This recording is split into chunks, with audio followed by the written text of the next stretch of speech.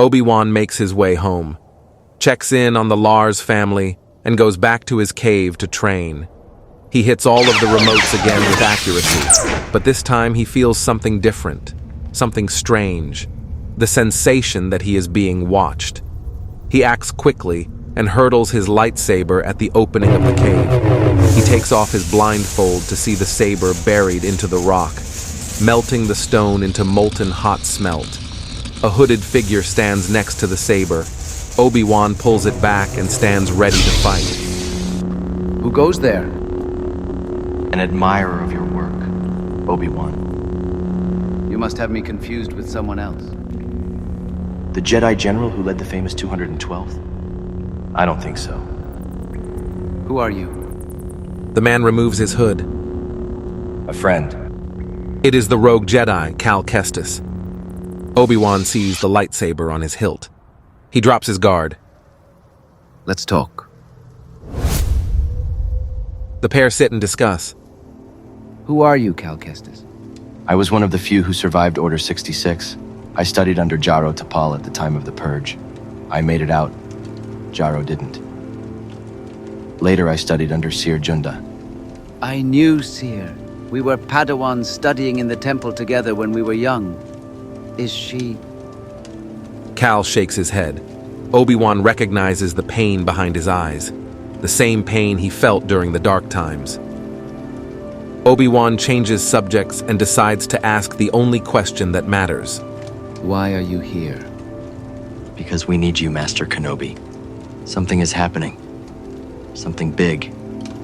Some years ago, the Empire started arresting not just Jedi, but anyone who had a detectable connection to the Force. For years, nobody knew where they had gone, but a few months ago, I found them. Some of them anyways. So why come to me?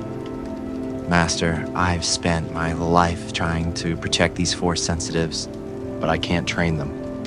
Obi-Wan connects the dots. I think you've made a mistake. I am not fit to train a Jedi army. Obi-Wan says the words but doesn't believe them. You're wrong. Master, you trained Anakin Skywalker. You studied under Master Qui-Gon Jinn, all the way back to Master Yoda. You are one of the last masters there are. It has to be you. No, I am not doing that. I can't. Master, who else is there? There is no other alternative. We can't just bury our heads in the sand. Obi-Wan feels the sting of Cal's words. I said no. There are many things you do not understand, young Kestis. I am sorry you have come all this way. But the answer is still no. Cal hears the certainty in his voice, but persists regardless. There is one more thing you need to know. The shipyard that holds these Force sensitives is on Stujon. The name of the family that operates the facility is Kenobi. The sentence hits Obi-Wan like a ton of bricks. He can't believe it. He hasn't had a notion of family for over 10 years. He knows nothing about his birth family.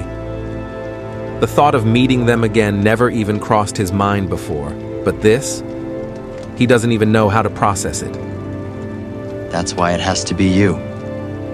I thought you could help me make sense of all of this. Figure out what's really going on. Still in shock, Obi-Wan says nothing. Cal knows he hit a nerve. His message has been delivered. The seed has been planted. I'm staying in an inn in Mos Eisley. I leave tomorrow at sunset. Come find me if you change your mind. Cal exits the cave and fades away under the moonlight. Obi-Wan considers his proposal. The voice of Qui-Gon fades in. You cannot join him, Obi-Wan. Your place is here. Your mission is here. Train the boy when he is ready.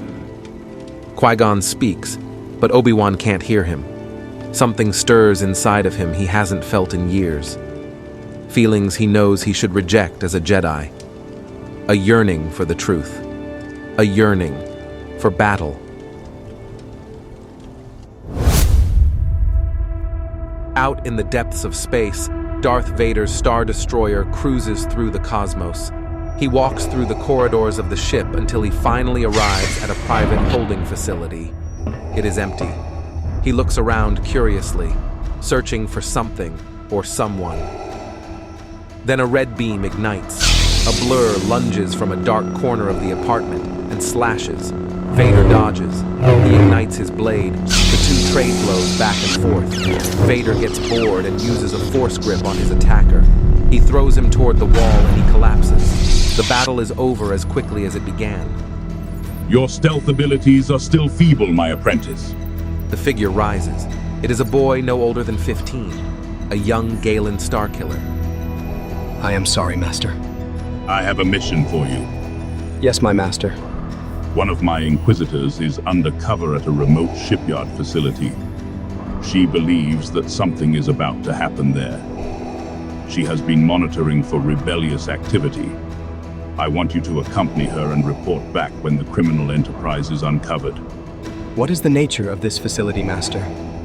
This facility is designed to detain Force sensitives the Empire has no further use for and put their labor to better use by serving the Empire. You will infiltrate as a prisoner yourself. Yes, but my master.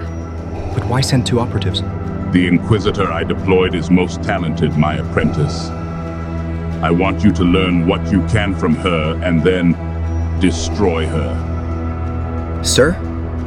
I am training you to face the Emperor one day, child.